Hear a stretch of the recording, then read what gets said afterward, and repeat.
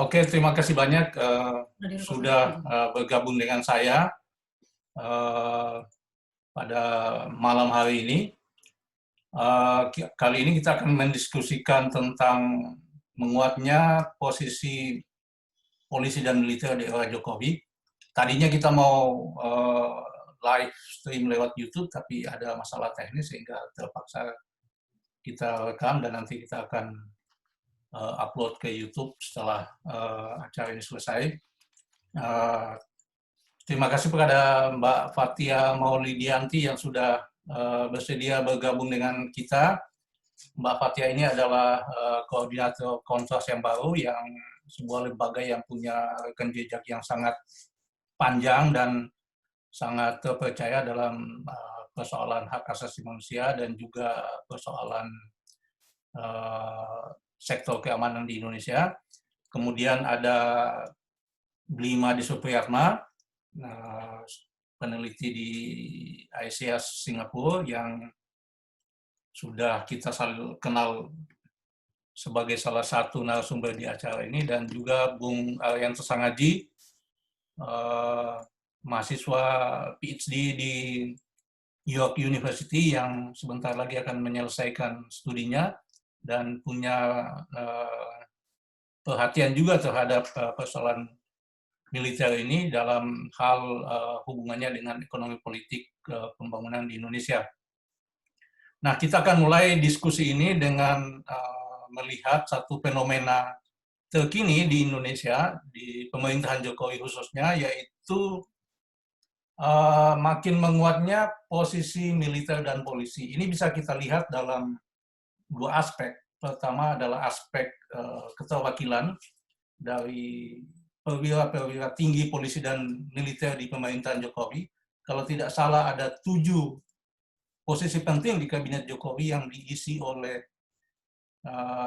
polisi dan militer, perwira tinggi polisi dan militer, dan kemudian ada keterlibatan institusi polisi dan militer di dalam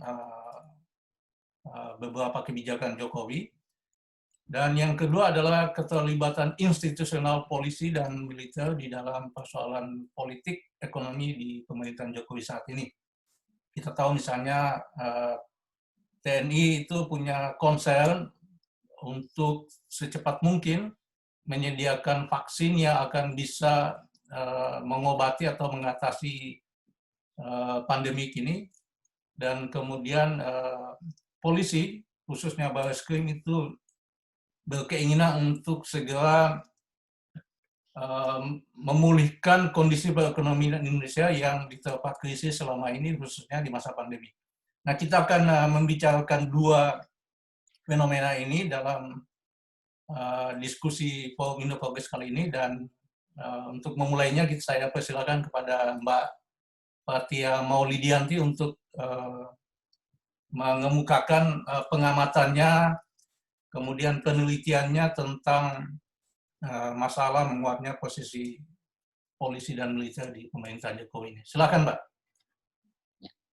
Baik, makasih Mas atas kesempatannya. Terima kasih juga buat sudah mengundang saya di acara ini. Jadi memang Kontras selama pandemi ini khususnya juga melakukan beberapa fokus pemantauan, dan salah satunya adalah tentang perlibatan TNI, BIN, dan juga Polri pada masa pandemi gitu. Tapi memang sebelum-sebelumnya maupun secara umum terkait soal reformasi sektor keamanan, pelibatan aparat keamanan dan pertahanan di Indonesia ini juga menjadi salah satu concern bagi Kontras gitu. Dan kita melihat bahwa di era Jokowi ini dari term pertama hingga term kedua memang banyak sekali gitu ya pelibatan ataupun perluasan mandat dari polisi khususnya untuk melakukan beberapa tugas-tugas yang baru begitu. Nah, Kontras juga udah pernah ngeluarin tahun ini terkait soal meluasnya peran Polri pada hari laporan Bayangkara kemarin, di hari Bayangkara kemarin, dan memang kita melihat bahwa banyak sekali sekarang polisi yang menduduki jabatan-jabatan di jabatan sipil. begitu baik yang masih aktif maupun yang sudah purnawirawan. Terdapat 30 jabatan yang diisi oleh polisi, dan ternyata memang masih ada di antara beberapa itu yang masih aktif. Dan bahkan memang sengaja untuk dimasukkan ke dalam jabatan-jabatan sipil tersebut, khususnya di Kementerian BUMN, itu katanya untuk berhadapan langsung dengan masyarakat, gitu, menurut Erick Thohir. Jadi Erick Thohir memang sengaja untuk menempatkan polisi ini menjadi orang-orang yang duduk di BUMN, katanya untuk berhadapan langsung dengan masyarakat. Artinya bisa luas kenapa harus polisi, tapi pada intinya memang polisi hari ini memiliki wewenang yang cukup besar gitu untuk menjalani roda pemerintahan di Indonesia ini. Dan kami melihat juga bahwa memang semakin dengan besarnya wewenang dari polisi ini justru juga yang membahayakan karena memang kultur kekerasannya jadi semakin terlembaga begitu. Kalau kita tahu bahwa pada masa pandemi ini, kita bicara pada 1 tahun ini, banyak sekali penangkapan sewenang-wenang yang dilakukan oleh polisi. Terus udah gitu juga kalau misalkan ada aksi-aksi besar, polisi itu memang banyak sekali melakukan represitivitas kepada masyarakat sipil, khususnya kepada mahasiswa, anak muda dan lain sebagainya. Yang itu biasanya mereka ditangkapin, terus udah gitu cuman sebagai teror, didiemin, nggak di BAP, nggak diapa-apain, cuman hanya sebagai menimbulkan rasa takut gitu. Itu kalau dari segi public protest gitu ya, mereka pasti melakukan hal itu. Walaupun anak ini misalkan orang yang ikut aksi ini belum nyampe ke tempat aksi, baru sampai stasiun aja udah ditangkap sama polisi gitu. Karena memang wewenang polisi ini juga diberikan keleluasaan yang cukup besar gitu dari pemerintah sendiri, dan memang kayak pemerintah sekarang itu sangat rely sama polisi, sangat mengandalkan polisi gitu. Nah, kedua dari segi pengamanan pada masa COVID, Indonesia sudah mengalami yang namanya PSBB gitu ya, pembatasan sosial berskala besar. Nah, ketika PSBB ini juga kami mendapatkan beberapa komplain ataupun pengaduan terkait soal kekerasan aparat kepolisian di daerah-daerah, khususnya di NTT, di Papua, dan lain sebagainya, yang itu adalah atas nama pengamanan dan juga pemutusan rantai penyebaran COVID-19. Padahal ada beberapa tata cara yang mesti dipatuhi, ada yang namanya Perkap nomor 1 tahun 2009 tentang standar hak asasi manusia yang itu tidak dipatuhi oleh pihak kepolisian gitu. Jadi banyak sekali penangkapan-penangkapan, dan juga Kapolri sendiri mengeluarkan surat telegram yang mengatakan atas pelarangan terkait soal penghinaan terhadap pejabat negara, khususnya presiden. Nah, dari situ kita mendapatkan 72 kasus penangkapan, di mana ketika seseorang mengkritik pemerintah dalam menyelesaikan ataupun langkah-langkah pemerintah, kebijakan pemerintah dalam menyelesaikan COVID-19 ini, terornya itu diambil dari sosial media, lalu pada akhirnya ditangkap, dianggap menyebarkan hoax dan lain sebagainya, dan dianggap mencemarkan nama baik. Padahal kalau di MK sendiri sebenarnya kan pasal penghinaan terhadap pejabat negara udah dihapus gitu, tapi diberlakukan lagi dengan adanya surat telegram itu tadi. Nah, ketiga dari sisi terkait soal kebijakan yang diambil oleh pemerintah gitu ya terhadap perluasan pihak kepolisian ini. Nah, ini juga yang sebenarnya memang menjadikan polisi banyak melakukan tindakan-tindakan yang dalam tanda kutip ceroboh karena mereka memegang senjata api. Banyak sekali penyalahgunaan senjata api itu yang dilakukan oleh kepolisian begitu. Di luar dari kasus penyiksaan yang dilakukan polisi, dan polisi masih menjadi pelaku yang paling dominan dalam melakukan penyiksaan, banyak juga penyalahgunaan senjata api yang dilakukan oleh polisi pada masa setahun terakhir ini gitu. Jadi bahayanya adalah ketika misalkan polisi berada di jabatan sipil dan mereka punya privilege lebih dan juga mandat yang lebih, apalagi kalau misalkan memang masih aktif di dalam kepolisian itu sendiri, jadi memiliki standar ganda gitu dalam melakukan kebijakan pemerintahan di ranah masyarakat sipil ini sendiri. Karena yang walaupun ya katanya memang ada UU ASN yang memperbolehkan kepolisian untuk masuk ke dalam jabatan-jabatan sipil, tetapi yang kami takutkan adalah untuk membawa Indonesia menjadi police state begitu. Kalau misalkan memang posisi-posisi sipilnya diduduki oleh aparat keamanan begitu. Bicara soal TNI, soal apa namanya BIN juga dari awal kita sudah tahu bahwa memang TNI dan BIN ini yang dilibatkan paling besar dalam rangka untuk apa namanya menuntaskan situasi pandemi di Indonesia begitu. Bahkan sampai saat ini TNI dan juga BIN itu yang ngurusin obat-obatan. Jadi udah kayak tukang obat gitu, udah kayak farmasi, terus udah gitu juga bisa jadi dokter dan lain sebagainya. Padahal itu sebenarnya di luar dari mandat utamanya mereka begitu. Jadi memang banyak sekali sebenarnya menurut kami yang menjadi penyelewengan ataupun sepertinya sangat keluar jalur dari yang seharusnya dilakukan oleh TNI, Polri maupun BIN begitu.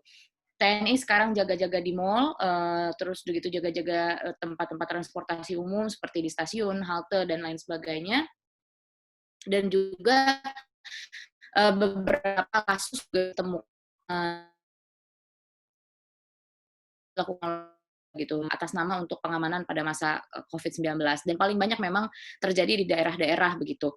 Nah jadi apa namanya memang kita lihat juga sekarang polisi dimandatkan untuk membuat satgas soal stabilitas ekonomi yang itu juga menjadi pertanyaan besar kenapa harus polisi, kenapa tidak ekonom ataupun akademisi lainnya, sama seperti ketika penanganan COVID, kenapa pendekatan saintifik tidak dijadikan apa namanya prioritas utama gitu ketika misalkan penanganan COVID-19 ini seharusnya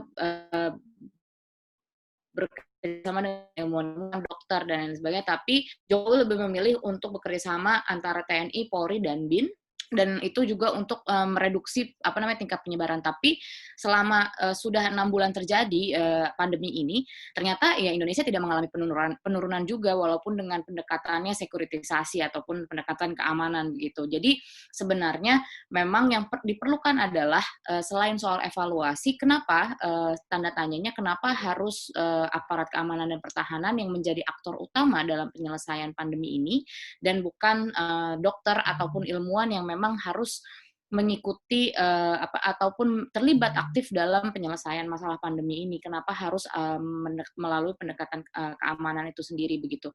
Karena toh buktinya selama 6 bulan ini parameter evaluasinya, terus udah gitu pengawasannya terkait soal bagaimana Satgas Percepatan COVID ini juga melakukan tugasnya itu tidak membuktikan bahwa COVID-19 bisa turun jumlahnya begitu. Jadi sebenarnya bisa dibilang selain reformasi sektor keamanan yang mengalami kemunduran, bahwa ternyata sekarang kita sama saja seperti di era Orde Baru, kita bebas dari dua fungsi TNI tapi kita ada di multifungsi Polri begitu. Jadi mungkin ya dua fungsi ABRI hilang, ABRI-nya hilang, lahir kembali menjadi polisi begitu. Jadi sekarang banyak sekali polisi ditempatkan di jabatan-jabatan sipil begitu. Nah, itu yang menjadi sebenarnya salah satu concern kontras karena banyak sekali memang TNI Polri yang ditempatkan di posisi-posisi strategis dan itu pada akhirnya yang menjadi korban adalah kebebasan sipil dan juga apalagi di masa pandemi ini bukan angkanya yang berkurang gitu ya, angka penyebaran COVID yang berkurang, tetapi justru angka kebebasan sipilnya itulah yang berkurang begitu. Mungkin itu dulu untuk gambaran awalnya, Mas bisa lanjut dulu. Ya, terima kasih Mbak Fatih atas penjelasannya yang jelas dan rinci tentang keterlibatan TNI khususnya polisi di masa pemerintahan Jokowi ini. Saya beralih ke Bung Anto.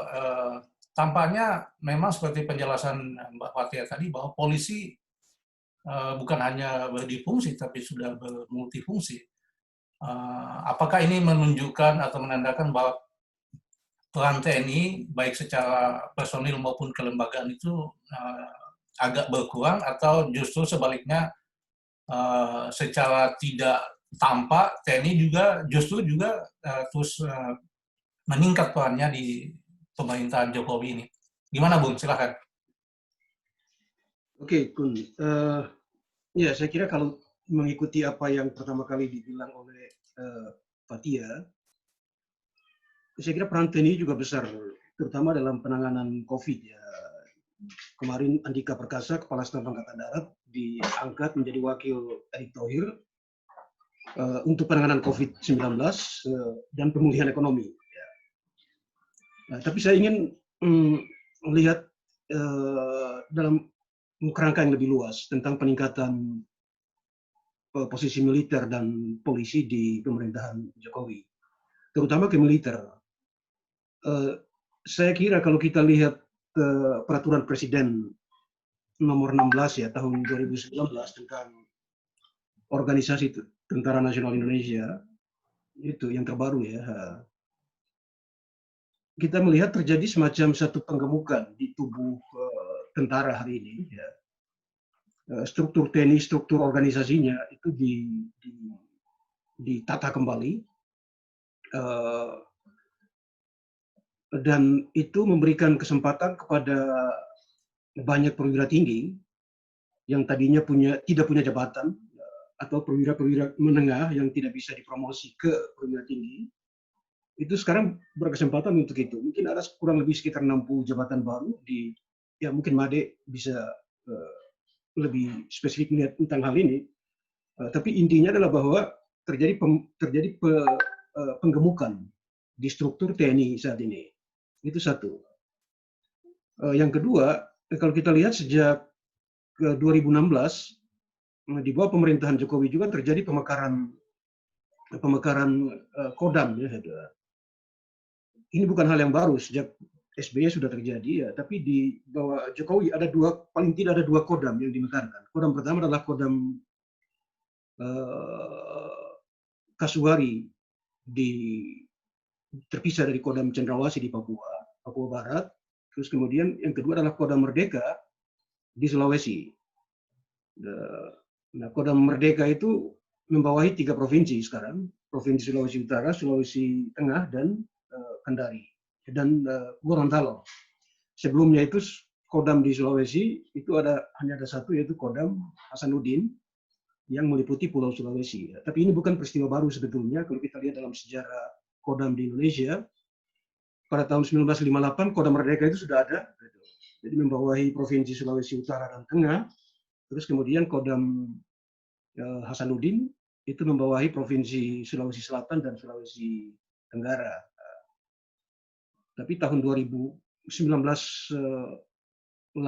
kalau tidak salah ya, pada waktu zaman reorganisasi TNI, terjadi likuidasi, Kodam Merdeka dilikuidasi, digabungkan kembali, dan muncul Kodam Wirabuana, Kodam Hasanuddin. Itu yang kedua tentang pemekaran Kodam. Tapi pemekaran Kodam juga punya implikasi, saya kira. Ada pemekaran mungkin Korem, ada pemekaran Kodim, terutama semenjak reformasi. Saya kira kita banyak sekali terjadi pembentukan kabupaten-kabupaten baru. Itu kemudian diikuti dengan pembentukan banyak sekali Kodim, mengikuti juga di kepolisian. Di kepolisian banyak polda-polda baru, ada polres-polres baru, dan itu banyak sekali. Kemudian yang ketiga yang juga ingin saya lihat adalah mengikuti Perpres yang kemarin itu, kita juga melihat terjadi pembentukan Komando Utama Operasi yang baru. Namanya itu Kogab Wilhan, Komando Gabungan Wilayah Pertahanan. Itu kalau dulu zaman Orde Baru kita punya namanya Kowilhan ya, Komando Wilayah Pertahanan, yang dipimpin oleh seorang Letnan Jenderal atau yang punya pangkat setara dengan itu. Sekarang itu muncul kembali dengan struktur kurang lebih sama seperti Kowilhan. Komandannya panglimanya adalah perwira tinggi dengan pangkat Letnan Jenderal. Selain itu ada juga yang disebut dengan Kopsus ya, Komando Operasi Khusus. Itu di bawah Panglima TNI juga. Itu lebih spesifik untuk mengurusi urusan seperti terorisme. Karena di TNI kita tahu ada berbagai macam pasukan khusus. Di Kopassus ada Gultor 81, terus kemudian di Angkatan Laut ada Denjaka, terus di Angkatan Udara ada Den Bravo kalau tidak salah. Ini semua pasukan khusus, tapi dengan adanya Kopsus itu akan mengorganisir ketiga satuan khusus ini. Nah, komandannya itu, panglimanya itu perwira tinggi berpangkat Mayor Jenderal. Itu dibentuk sejak tahun 2019 kemarin. selain itu, yang ingin juga saya lihat adalah ada perubahan status sejumlah korem dan kodim di Indonesia, di mana kita lihat korem-korem itu sebelumnya itu ada korem tipe A dan tipe B. Ya. Korem tipe A itu korem yang dipimpin oleh perwira tinggi berpangkat brigadir jenderal. Terus kemudian korem tipe B itu dipimpin oleh perwira tinggi berpangkat brigadir jenderal. Nah, sekarang banyak sekali korem-korem yang berubah status dari tipe A ke tipe B ke tipe A. Misalnya di Jakarta Raya itu ada 2 korem yang tadinya tipe B, sekarang dinaikkan statusnya jadi tipe A. Dengan demikian komandan koremnya berpangkat brigadir jenderal. Begitu juga di korem di Bogor, korem Surya Kencana ya itu. Tadinya tipe B, sekarang naik tipe A dengan pangkat brigjen. Di Sulawesi Tengah koremnya juga namanya korem 132 Tadulako, naik status juga dari korem tipe B menjadi tipe A. Nah, apa yang kita lihat dari semua cerita ini, menurut hemat saya, sebetulnya proses penggemukan organisasi ini itu juga diikuti dengan penggemukan jumlah perwira tinggi yang harus dipromosi untuk menduduki jabatan-jabatan itu. Saya kira di masa lalu ada problem dengan banyak perwira yang tidak punya meja, tidak punya tempat kerja yang strategis, mungkin datang kantor hanya bisa baca koran, atau juga di perwira-perwira menengah. Sehingga pembentukan jabatan-jabatan baru ini paling tidak untuk mengakomodasi perwira-perwira yang tidak punya tempat penting dalam tubuh organisasi tentara. Dan itu punya implikasi sampai ke bawah juga. Kalau kita lihat banyak kolonel harus, banyak kodim naik juga status yang tadinya dipimpin oleh perwira menengah berpangkat letkol, naik statusnya menjadi kodim tipe A dengan pangkat kolonel. Di Sulawesi Tengah misalnya satu kodim di sini namanya kodim Donggala, sebelumnya adalah kodim tipe B, sekarang naik status menjadi kodim tipe A dengan perwira menengah yang memimpin itu berpangkat kolonel. Saya kira semua cerita ini itu menggambarkan betapa Jokowi berusaha untuk mengakomodasi tentara. Ya, saya kira berbeda dengan polisi, di mana semua provinsi di Malaysia mempunyai kepolisian daerah dan diperlakukan secara khusus kurang lebih sejak reformasi sektor keamanan di Indonesia dilakukan setelah reformasi 98. Saya kira tentara saya kira tentara tidak diperlakukan seperti polisi paling tidak, ya, karena konsekuensi dari itu semua. Sehingga seringkali kita lihat ada semacam ketegangan-ketegangan dan seterusnya antara polisi maupun dengan tentara, terutama di lapangan. Ini terasa sekali terutama di wilayah-wilayah di mana terjadi kekerasan-kekerasan yang memerlukan keterlibatan tentara dan polisi untuk menyelesaikannya. Satu hal juga yang hemat saya juga penting untuk kita lihat adalah di level belanja negara untuk polisi maupun untuk tentara. Saya kira di Departemen Pertahanan itu kan anggarannya semenjak Jokowi naik ya. Kita lihat sejak tahun 2016 ke sini itu anggaran di Departemen Pertahanan itu di atas 100 triliun. Nah, kalau dikombinasikan dengan polisi yang mungkin sekitar 70 atau sekian triliun, 10 triliun itu mewakili kurang lebih sekitar 10 atau antara 10 sampai dengan 15% dari APBN kita. Nah, terakhir saya lihat kemarin yang terbaru itu di TNI tahun depan itu 137 triliun. Dari tahun sekarang yang 117 triliun. Tapi kalau di total kita lihat di tahun 2000 ini itu 222 triliun itu alokasi untuk tentara dan polisi. Jadi sangat besar dibanding dengan sektor-sektor yang lain. Tentu saja alokasi itu bukan hanya untuk kepentingan personil, tapi juga untuk belanja militer, alat pertahanan segala macam. Dan itu juga harus kita lihat kaitannya dengan industri pertahanan secara global. Kalau kita ingin ngomong tentang militer, secara tidak terisolasi dari problem Indonesia saja. Dari semua cerita ini, saya sebetulnya ingin melihatnya dari sisi yang sedikit lain, bahwa ya tadi menggunakan kosakata yang dipakai oleh Fathia tentang sekuritisasi. Saya kira dalam masyarakat yang kapitalistik, saya mungkin menggunakan istilah yang sama, atau bahkan mungkin istilah yang tepat mungkin dalam masyarakat yang kapitalistik seperti di Indonesia ini, atau bahkan juga di masyarakat kapitalis termasuk di Amerika Serikat itu bahkan lebih militeristik. Ya. Hanya perbedaannya mungkin di negara-negara kapitalis maju kecenderungan militerismenya itu selain untuk kepentingan domestik juga untuk melakukan praktek-praktek imperialisme dalam skala global. Tapi di Indonesia, saya kira kita tidak punya ancaman eksternal hari ini ya. Mungkin yang paling ya ada sedikit dispute lah, katakanlah dengan di Laut Cina Selatan. Tapi saya kira dengan begitu besarnya investasi Tiongkok hari ini di Indonesia, saya kira dispute itu tidak akan mengarah pada satu perang terbuka di situ. Meskipun begitu, itu selalu dilihat sebagai ancaman dan ya belanja militer untuk pembelian senjata segala macam berbasis pada argumentasi ada ancaman eksternal itu.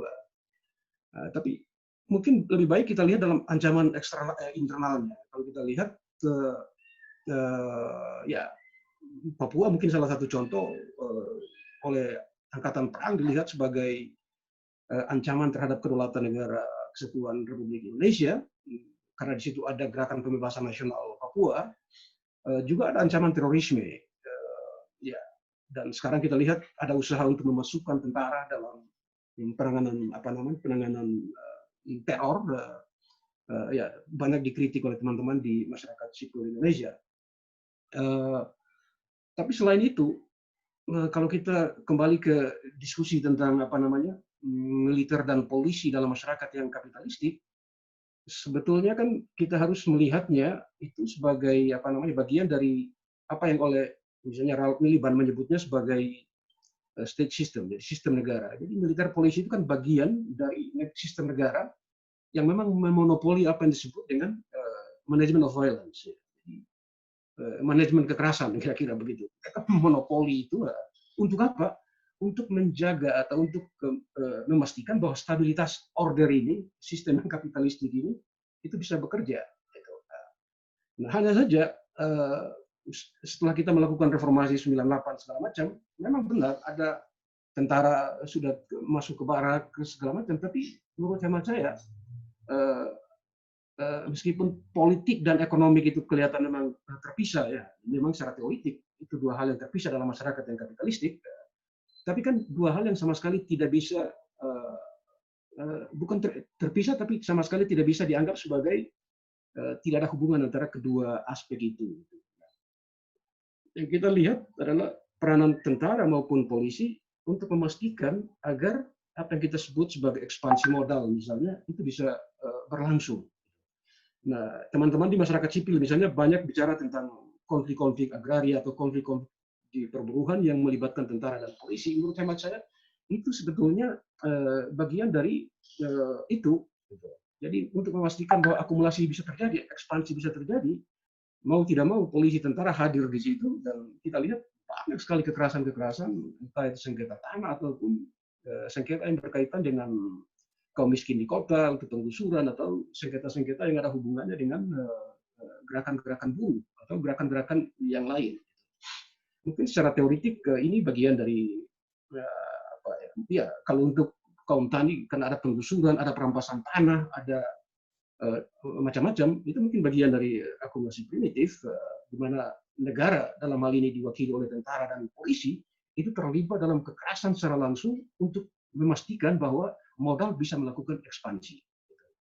Itu satu. Terus yang kedua, kita bicara konsep yang lain, mungkin akumulasi kapital. Saya kira hari ini, kalau saya tidak keliru, mungkin sudah ada sekitar 600 ya, bisa kita cek kembali. 600 apa yang disebut dengan objek vital negara. Ya, gitu. Itu pemerintah bikin objek vital negara di sektor industri, di sektor migas, di sektor kelistrikan, di sektor minerba. Freeport misalnya dianggap sebagai objek vital negara. Indonesia Morowali Industrial Park di Sulawesi Tengah dianggap sebagai objek vital negara. Perusahaan pembangkit listrik tenaga air milik Yusuf Kalla di Danau Poso itu dianggap sebagai objek vital negara juga, dan oleh karena itu harus dijaga oleh polisi maupun oleh tentara. Itu ada aturan tentang itu tahun 2004 Kepres atau apa tentang itu. Nah, jadi itu maksudnya apa? Untuk memastikan agar apa yang kita sebut sebagai modal bekerja, capital accumulation itu bisa terjadi, ya, tidak terganggu oleh misalnya katakanlah misalnya gerakan-gerakan protes buruh dan sebagainya, maka tempat-tempat tadi, lokasi-lokasi tadi di mana akumulasi terjadi itu bisa dicegah dengan kehadiran aparat keamanan di situ. Jadi buat saya kaitannya dengan semakin meningkatnya peranan polisi dan tentara, mungkin penting kita melihat kaitan juga dengan ambisi besar Jokowi untuk memompa pertumbuhan ekonomi kita agar semakin progresif ya. Dulu dalam kampanye dia bilang harus sampai 7% segala macam. Itu kan sebetulnya mensyaratkan adanya jaminan keamanan yang kuat. Sekarang lagi bikin omnibus law, tapi di tengah-tengah krisis seperti hari ini, saya kira semua cita-cita itu menjadi ya kosong saja.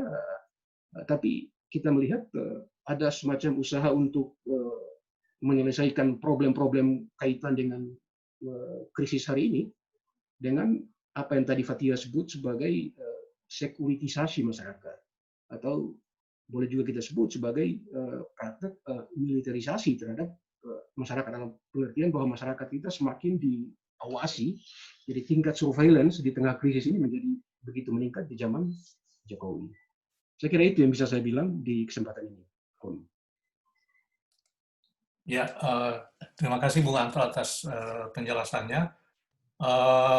Made mungkin bisa menambahkan apa yang sudah disampaikan oleh Fathia sama Anto tadi, silakan. Terima kasih, Kun. Yang pertama, saya kira kalau kita lihat dari kedua pembicara yang sebelumnya, saya bisa mengambil kesimpulan atau yang juga berdasarkan semua yang saya lihat dan saya perhatikan selama ini, bahwa sebenarnya pemerintah Jokowi ini tidak terlalu lebih daripada pemerintahan Orde Baru Jilid 2. Ideologinya persis sama, ideologi New Developmentalism, pembangunan baru gitu ya, New Developmentalism, pembuatan perhatian dan tumpuannya pada investasi. Dan investasi itu seperti yang dikatakan oleh Bung Anto itu memerlukan dan Fathia itu memerlukan jaminan security, karena security akan membuat certainty dan stabilitas. Dan itu semakin jelas.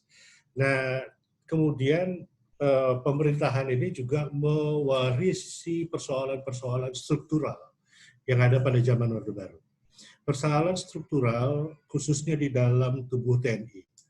Mengapa mereka sekarang membesarkan organisasi, kemudian mendirikan lembaga-lembaga, banyak sekali lembaga-lembaga yang tidak perlu, karena mereka punya problem struktural di dalamnya, ada 1.000 lebih perwira dan perwira tinggi TNI yang tidak mendapat pekerjaan, yang ada di lantai 5 Mabes TNI, datang pasukan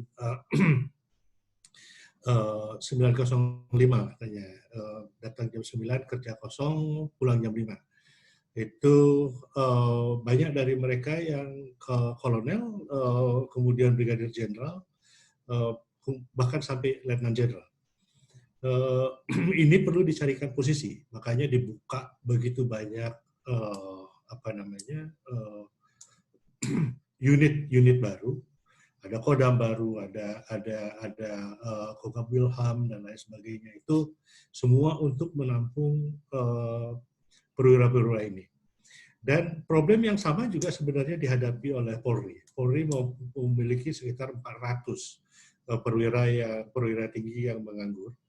Tetapi untuk Polri jauh agak lebih mudah, karena seperti yang dikatakan Fathia, mereka ditampung di BUMN karena Polri tidak punya stigma sebagai organisasi militer yang tidak boleh terjun ke dalam dunia sipil, karena Polri di mana-mana itu kepolisian adalah sebenarnya institusi sipil, bukan institusi berbeda dengan institusi militer. Agak lebih mudah dan lebih ini Polri. Dan kemudian selain itu ya kita punya 3 institusi yang bekerja secara aktif sekarang ini untuk mendukung pemerintahan Jokowi, dan Jokowi rupanya embrace atau memeluk ini dengan sukarela gitu ya, dilakukan dengan sukarela dan senang hati, karena itu memang ini kalau kita melihat bahwa Jokowi sendiri dia bukan orang partai, dia orang independen, dia memang katanya dekat dengan PDIP, tapi dia tidak maju sebagai orang PDIP. Satu-satunya kekuatan yang dia miliki adalah melakukan politicking, melakukan negosiasi, kemudian memberikan ini, memberikan itu, dan dia sangat-sangat pintar untuk membagi-bagi ini. Saya kira Presiden Indonesia kedua sesudah Soeharto yang pintar membagi resources itu adalah Jokowi, dan kebetulan asalnya pun sama, sukunya pun sama, dan caranya berkuasa pun sama. 3 lembaga yang menjadi titik tumpu kekuasaan Jokowi sekarang ini adalah TNI, khususnya TNI AD, TNI Angkatan Darat, kemudian polisi yang mendapat peranan paling besar di antara semuanya, sehingga saya barusan menyelesaikan artikel sebenarnya, tapi belum dimuat, di East-Asia Forum tentang difungsi polisi, mengupas semua persoalan ini. Nggak tahu apakah dimuat atau enggak, tapi pada intinya bahwa polisi untuk Jokowi adalah sama seperti TNI Angkatan Darat untuk Soeharto. Dia adalah orang yang untuk melakukan dirty works. Ini adalah institusi yang melakukan untuk crushing the opposition, untuk menyikat oposisi. Dan kemudian institusi ketiga yang harus kita perhatikan dalam pemerintahan Jokowi ini adalah BIN, yang sekarang dalam tahun ini, di awal tahun ini, itu langsung diletakkan di bawah Presiden. Dan saya kira BIN yang agak berbeda dengan konsep intelligence di seluruh dunia. BIN itu di Indonesia itu bisa melakukan eksekusi. Dalam dunia intelijen dimanapun di seluruh dunia ini, tugas intelijen adalah mengumpulkan informasi, memberikan analisis, dan kemudian memberikan kepada users. Usersnya itu bisa presiden dan lain sebagainya. Tapi di Indonesia ada satu karakteristik yang sangat unik, bahwa dunia intelijen bisa melakukan penggalangan, bisa melakukan operasi, dan bisa melakukan penindakan yang tidak ada jelas-jelas itu ada penggalangan. Mobilisasi itu tujuannya adalah untuk mengambil tindakan. Dan mengambil tindakan ini ada banyak bukti bahwa banyak menimpa kaum oposisi sekarang ini adalah aksi-aksi atau tindakan-tindakan dari BIN untuk meretas atau menangkap aktivis, kemudian baru menyerahkannya kepada aparat keamanan untuk diproses dengan prosedur. Hal yang tidak bisa dilakukan oleh intelijen manapun di seluruh dunia, kecuali intelijen negara-negara otoritarian. Ini salah satu pilar juga dari kekuasaan Jokowi. Jadi dalam hal security tidak ada bedanya sama sekali menurut saya antara Jokowi dan pemerintahan Orde Baru. Dalam hal ideologi juga tidak ada perbedaan. Kalau Omnibus Law ini lolos, bahkan Jokowi akan lebih powerful daripada pemerintahan Orde Baru. Dan satu hal yang juga tidak diperhatikan oleh banyak orang adalah Undang-Undang Keormasan, Undang-Undang nomor berapa tahun 2017, mungkin Fathia tahu, yang dari Perpu kemudian menjadi undang-undang. Ini undang-undang ini, saya barusan berbicara dengan seorang tokoh NGO luar negeri, itu membuat semua NGO luar negeri tidak bisa beroperasi di Indonesia, karena semua NGO harus beroperasi melalui kementerian. Jadi, seperti kita tahu, hampir semua atau sebagian besar gerakan masyarakat sipil, mulai dari gerakan hak asasi hingga ke gerakan menyusui untuk ibu-ibu, itu tuh banyak sekali mendapat sokongan dana dari luar. Kalau ini tidak ada, berarti cash trap dibikin benar-benar perutnya dipegang, dihancurkan, sehingga NGO lokal itu tidak bisa beroperasi. Semua mengalami kesulitan keuangan dan semua akhirnya ya seperti yang kita lihat, hampir semua elemen-elemen atau orang-orang aktivis-aktivis NGO akhirnya memilih menjadi operator politik baik di tingkat nasional maupun di tingkat daerah. Ini yang tidak pernah kita perhatikan, itu sudah terjadi sejak periode pertama yang Jokowi. Nah, hal ini menurut saya memberikan sektor keamanan itu sekarang diberikan porsi yang sangat besar. Seperti umpamanya Bung Anto tadi mengatakan bahwa peningkatan budget. Ya. Polisi tahun ini mendapat 104 triliun.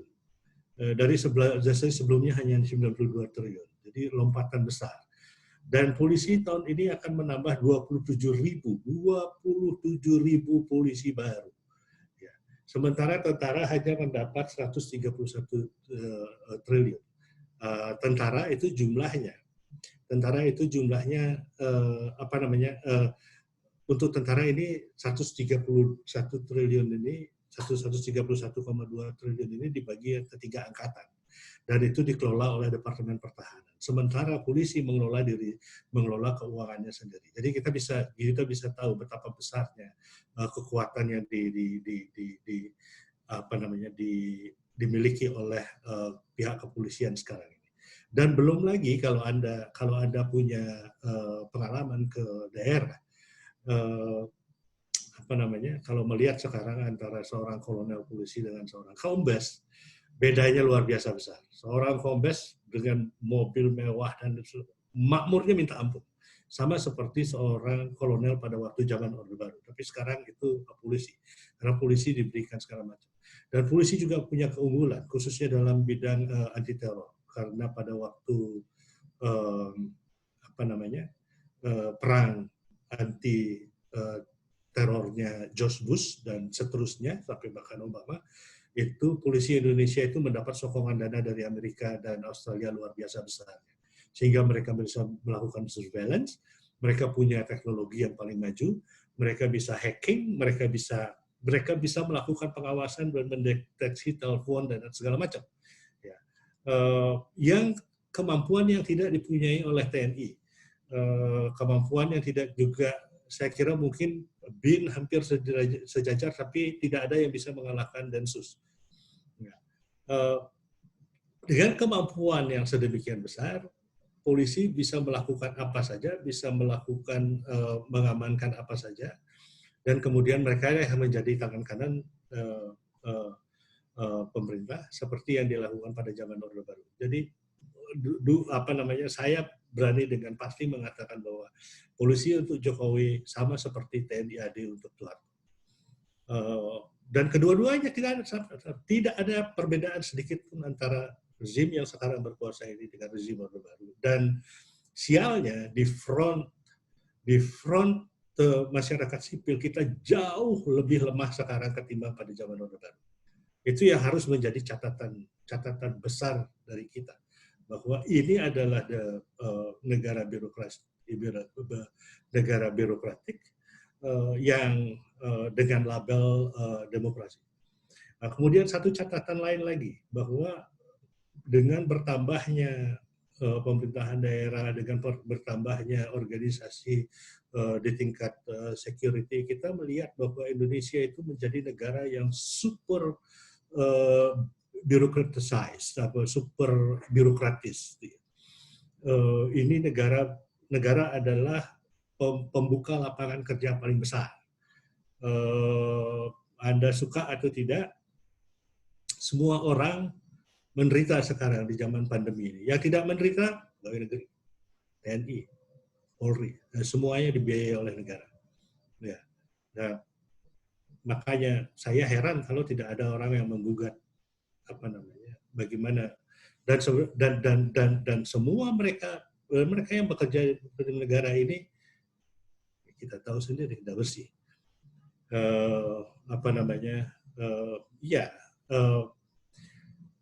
saya memberikan gambaran yang sangat suram terhadap Indonesia, tapi itulah mungkin bisa berdiskusi lebih lanjut soalnya. Terima kasih. Oke, terima kasih. Jadi kita sudah mendapatkan gambaran tentang betapa besarnya peran personil militer dan polisi, juga kelembagaan kedua institusi ini dalam pemerintahan Jokowi. Paling tidak ada dua hal yang bisa saya simpulkan di diskusi kita tadi, bahwa pertama, besarnya peran polisi dan militer ini karena Jokowi memang sangat membutuhkan kedua institusi ini, dan juga BIN seperti tadi yang dibilang oleh Made, sebagai alat untuk memperkuat posisi politiknya. Dan yang kedua, seperti yang digambarkan oleh Anto, justru besarnya peranan kedua institusi ini adalah untuk menjaga kelancaran dan keberlangsungan akumulasi kapital yang justru sedang digenjot oleh pemerintahan Jokowi di masa pandemi ini. Nah, mungkin kita akan mendiskusikan kedua aspek ini lebih luas lagi. Saya akan mulai dengan Mbak Fathia. Jadi, pertanyaannya begini, jika Jokowi karena kepentingan politiknya dalam jangka pendek untuk mengamankan kekuasaannya, dan kemudian memberikan peran yang sangat besar kepada kedua institusi ini, masalahnya kan Jokowi kan sebentar lagi akan pergi, dia akan berhenti sebagai presiden. Sementara institusi ini kan tetap di situ, tetap bertahan gitu loh. Jadi kemudian kita akan mendapatkan satu situasi di mana nantinya ketika Presiden Jokowi berhenti sebagai presiden karena tuntutan konstitusi, dia meninggalkan satu warisan yang sangat besar dan sangat berbahaya bagi masa depan demokrasi di Indonesia, yakni besarnya keterlibatan TNI dan Polri dan juga BIN di dalam proses politik di Indonesia. Nah, bagaimana Anda menjelaskan ini di dalam konteks perkembangan demokratisasi dan hak asasi manusia Indonesia ke depan? Silakan.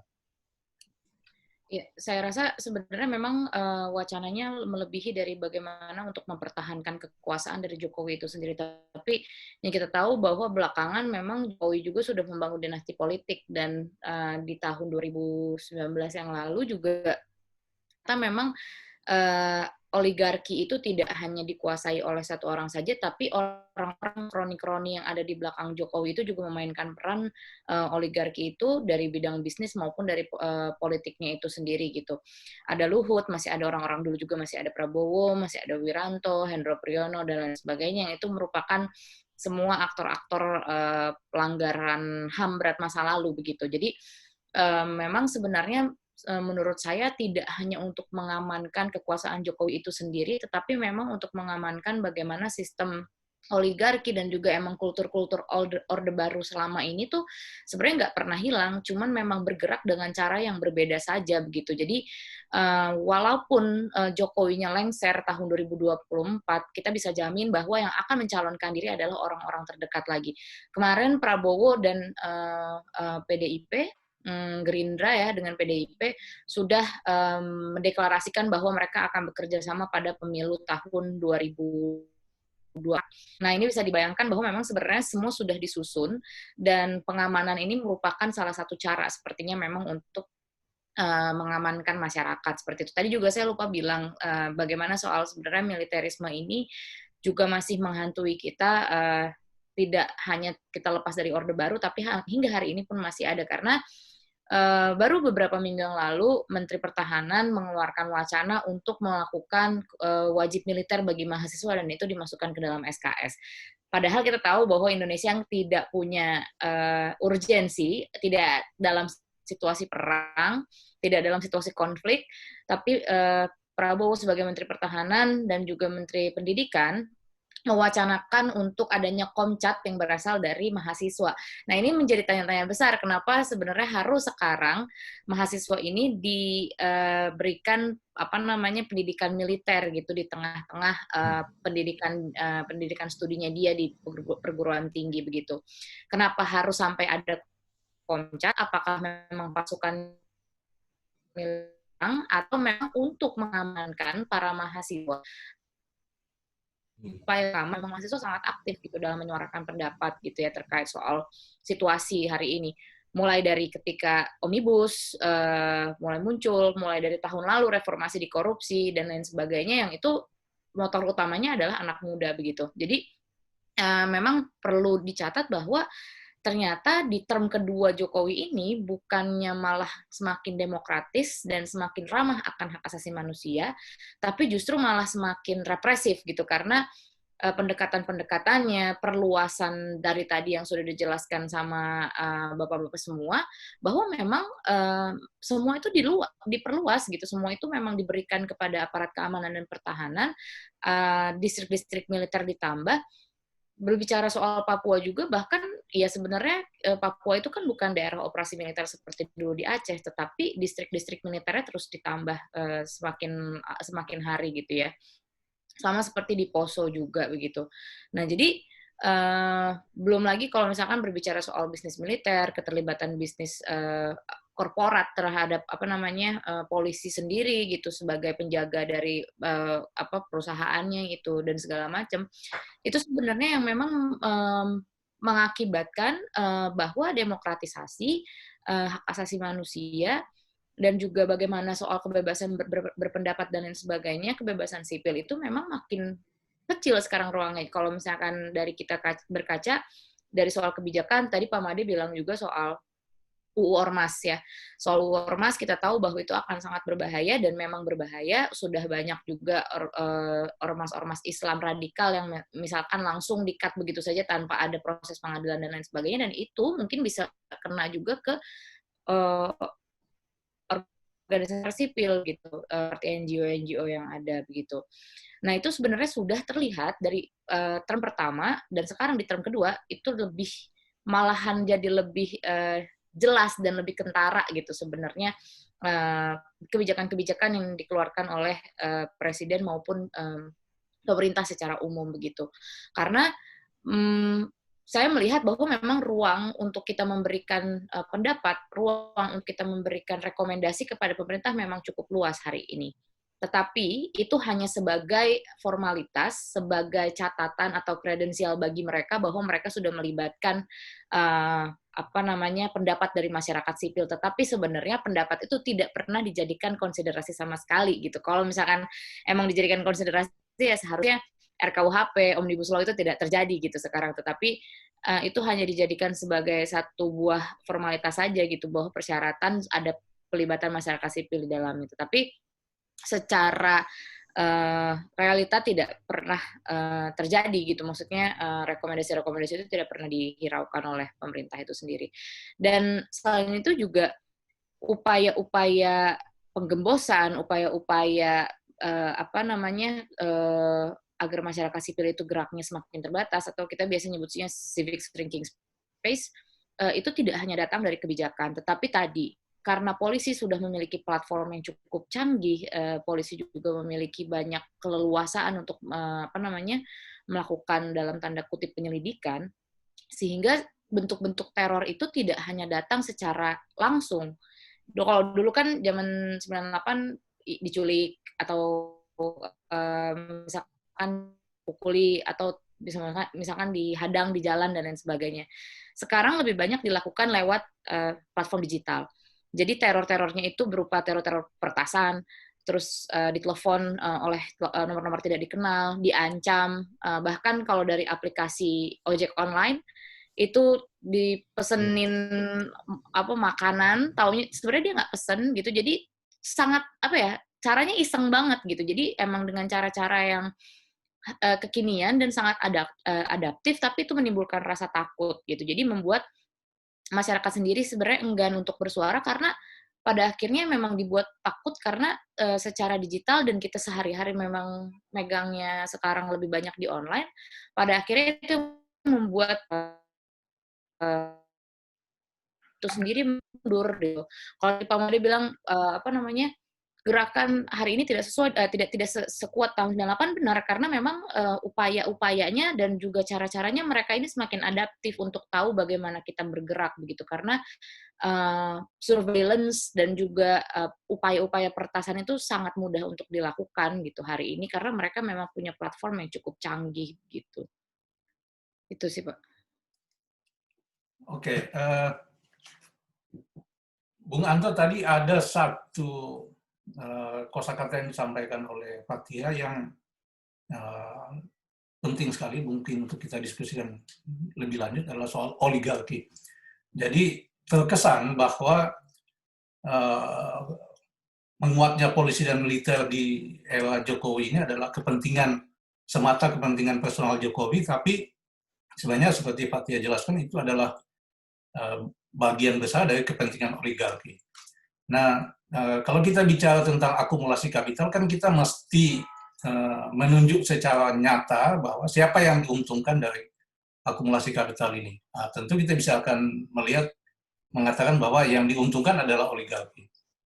Itu yang pertama. Yang kedua, yang menarik bahwa kita kan sekarang hidup di era neoliberalisme di mana perpindahan modal sangat cepat dan tidak menetap di satu tempat dalam waktu yang lama, dan terutama di masa pandemi ini platform ekonomi itu mulai bergeser karena dipaksa bergeser ke arah platform digital.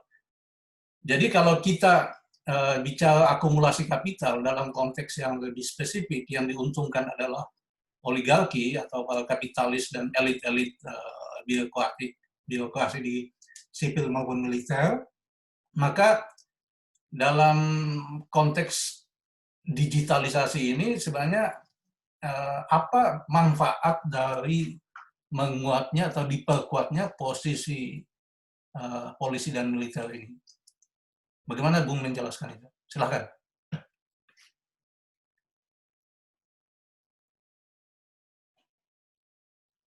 Suaranya mungkin di ini.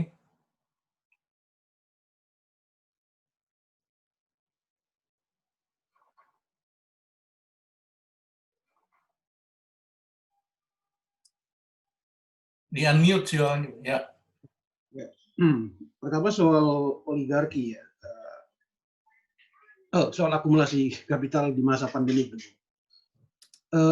Yang ya saya kira kita lihat terutama di di industri-industri manufaktur ya, atau di industri-industri terkait dengan pertambangan. Itu pandemi ini kan sebetulnya tidak mengganggu kegiatan produksi gitu. Jadi produksi berlangsung seperti biasa. Jadi business as usual. Saya kasih contoh yang terdekat saja. Apa yang terjadi di Indonesia Morowali Industrial Park di Sulawesi Tengah ya, itu satu investasi besar dari Tiongkok ke perusahaan raksasa Tiongkok. Itu kalau saya lihat tren ekspor dalam 5 bulan terakhir, ya, itu sebetulnya menggambarkan kepada kita pandemik tidak mengganggu kegiatan produksi. Contohnya sekarang di bulan Mei ya, itu ekspornya bisa mencapai 40 triliun rupiah. Itu hanya dalam 1 bulan. Jadi sama sekali tidak terganggu. Jadi akumulasi kapital tetap berlangsung seperti biasa. Tapi dalam waktu yang sama muncul semacam usaha dari perusahaan ya, dengan alasan pandemik itu melakukan pengurangan jumlah pekerja di situ. Jadi ada mungkin ratusan orang karena perusahaan di IMIB itu ada mempekerjakan sekitar 50.000 kelas pekerja di situ. Ada puluhan orang itu di PHK karena ada isu pandemik ini. ini kemudian yang memicu munculnya protes di kalangan buruh. Hari ini saya lihat ada pemogokan besar-besaran dan mereka berencana mogoknya sampai dengan tanggal 29. Itu ribuan buruh di situ mogok dan melumpuhkan kegiatan produksi di situ. Tadi malam saya komunikasi dengan beberapa aktivis buruh di sana dan ya mereka bilang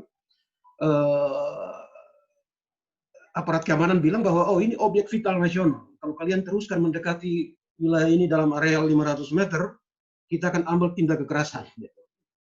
Jadi betapa kehadiran tentara dan polisi untuk mengamankan objek vital nasional asal Tiongkok ini itu begitu dahsyat gitu, dalam melumpuhkan perlawanan kaum buruh yang seolah-olah dianggap mau mengganggu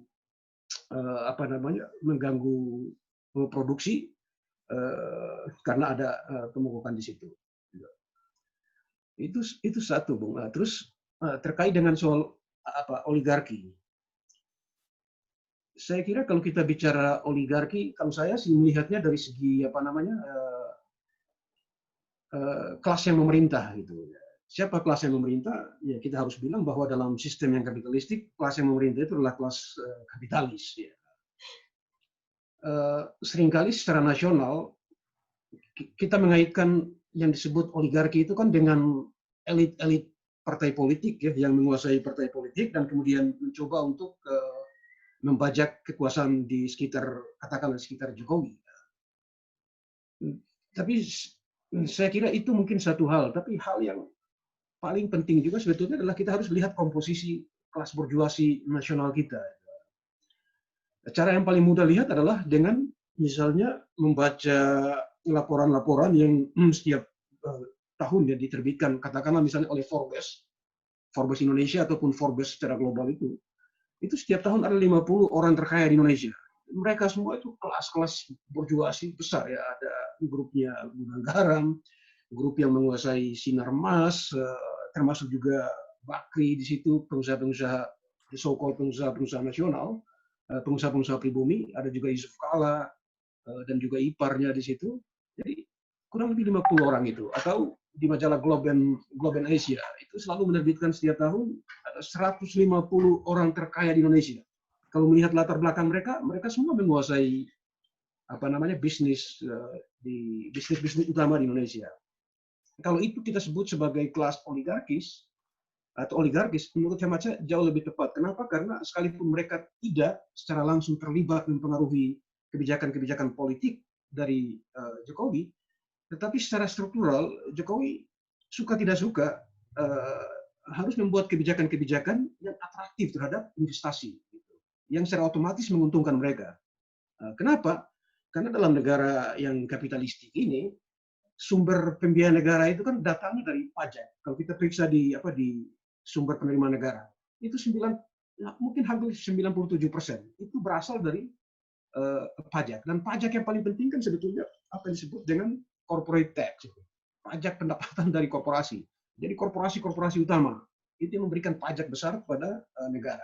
Ya sebagian kecil datangnya dari pinjaman luar negeri, sebagian juga datang dari badan usaha milik negara dalam bentuk dividen dan segala macam. Tapi soal pajak itu penting sekali. Sistem yang kapitalistik ini tergantung di situ.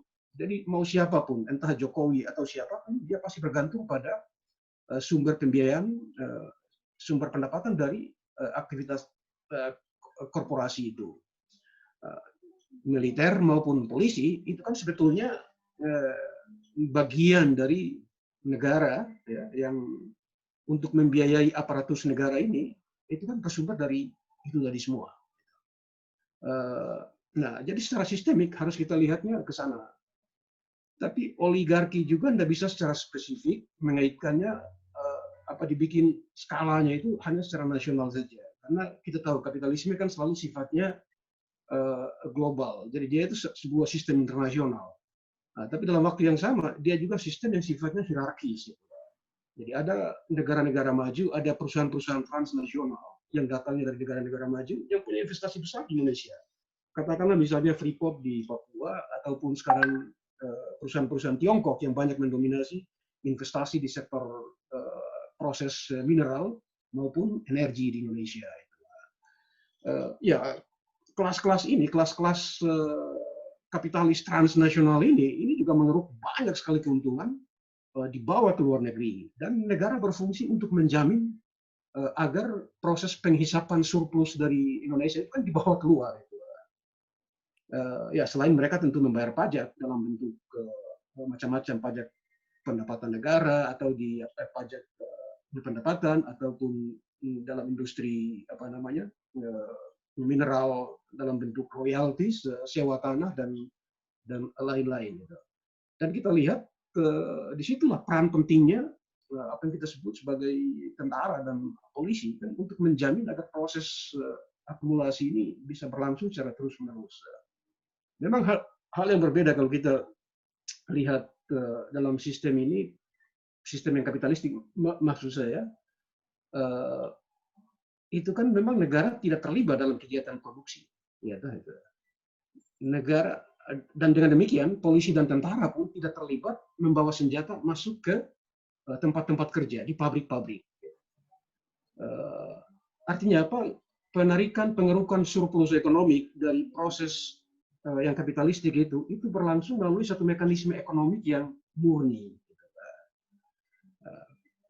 Tidak seperti dalam sistem yang feodal, bahwa ekstraksi surplus itu juga dilakukan baik oleh negara sebagai satu institusi politik, tapi juga sebagai sebuah institusi ekonomi secara langsung. Jadi pemisahan antara ekonomi dan politik menjadi tidak jelas. Tapi dalam sistem kapitalistik, tadi saya sudah bilang bahwa memang ini dua institusi yang berbeda, tapi saling terkait, saling dalam apa istilahnya, dalam ini disebut sebagai internal relation, dalam apa namanya, dalam kalau kita bicara tentang dialektika, itu artinya apa? Bahwa keduanya berhubungan, tidak bisa dipisahkan sama sekali sebetulnya, sekalipun mereka bekerja dengan space yang berbeda-beda. Itu ya, saya kira disitulah letaknya. Kita harus mengerti tentang bagaimana oligarki ini bekerja. Oligarki buat saya tidak lebih dari kelas yang memerintah dalam sistem yang kapitalistik. Tapi kalau kita ingin menyoroti sedikit tentang Jokowi, menurut hemat saya mungkin penting juga harus dilihat, ya tadi mungkin Fatia sudah sebut, tapi saya kira di media massa ramai sekali Jokowi berusaha untuk dulu dia bilang dia bukan orang nepotisme lah kira-kira begitu, tapi sekarang anaknya maupun anak mantunya mau dipromosi jadi wali kota. Tapi dalam kaitan dengan polisi dan militer, saya mencoba mengamati apa namanya hal yang sebetulnya kelihatannya sederhana. Kalau kita lihat promosi-promosi di tubuh polisi dan tentara dalam beberapa masa terakhir, ya misalnya Andika dulu ketika Jokowi naik jadi presiden, dia diangkat jadi komandan pas pampres gitu.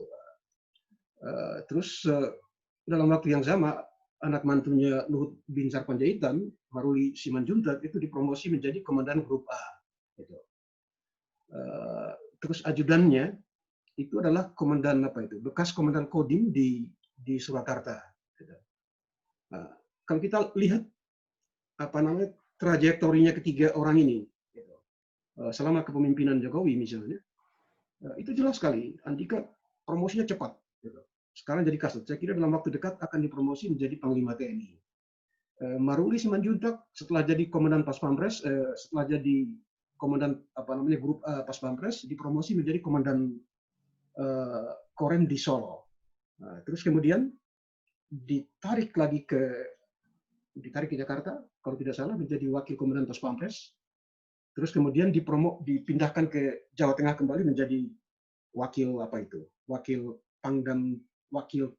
Pangdam Diponegoro, sebelum dipromosi menjadi komandan Pas Pampres sekarang. Saya kira dia mungkin ke depan habis, ya ini sudah 2 tahun, mungkin akan dipromosi menjadi kalau bukan komandan Kopassus atau Pangdam di Jawa, dan itu artinya akan naik dengan bagus. Terus kemudian tadi yang saya sebut bekas komandan Kodim itu yang jadi ajudan Jokowi. Sekarang waktu dia mengganti Maruli, ketika Koremnya dipimpin oleh Maruli, Maruli pindah menjadi wakil komandan Pas Pampres, dia dipromosi menjadi komandan Korem di situ.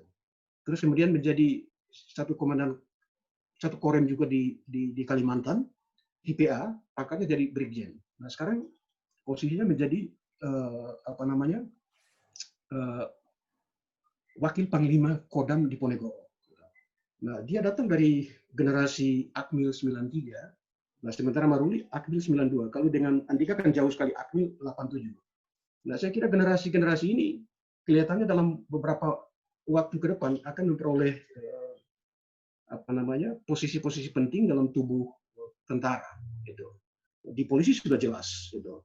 Bekas ajudan Jokowi sekarang sudah dipromosi menjadi kabar eskrim di kepolisian. Gitu. Itu cuma 3 orang, tapi kalau kita lihat yang lain banyak sekali juga yang lain. Saya juga melihat satu yang lain itu siapa ya? Sekarang menjadi wakil komandan Danjen Kopassus, namanya Brigjen Muhammad Hasan. Itu dulu ketika Maruli dipromosi menjadi komandan grup A Pas Pampres, dia adalah wakil Maruli ketika Maruli menjadi komandan grup 2 Kopassus di Surakarta. Surakarta ya. Itu. Dia juga dibawa masuk di Pas Pampres. Terus kemudian dia menggantikan Maruli menjadi komandan grup A Pas Pampres. Gitu. Dipromosi menjadi komandan, setelah dari situ dipromosi menjadi komandan Korem di Bogor, kemudian menjadi wakil Danjen Kopassus. Ini datang dari generasi yang lebih baru juga, generasi 93. Terus beberapa kolonel yang lain, termasuk salah satu kolonel yang sebelumnya menjadi dan grup komandan Pas Pampres, komandan grup A Pas Pampres, sekarang dipromosi menjadi komandan Korem di Jakarta dengan pangkat Brigjen. Dia datang dari generasi angkatan Akmil 94. Gitu. Jadi saya kira kalau kita lihat sejarahnya di tentara, jadi promosi-promosi perwira tinggi, saya kira mereka melewati tahapan-tahapan seperti ini. Nah ini artinya apa? Saya kira Jokowi juga menyiapkan orang-orang baik di tubuh TNI maupun tubuh kepolisian, ketika dia akan mengakhiri jabatannya, paling tidak dia memiliki pengaruh di kedua institusi itu di masa depan. Gitu. Selain dia sendiri, sekarang seperti kita lihat mempraktekkan apa yang ya dulu dipersepsikan dia sebagai orang yang tidak akan bicara tentang apa itu, ya tidak akan mempraktekkan korupsi maupun nepotisme.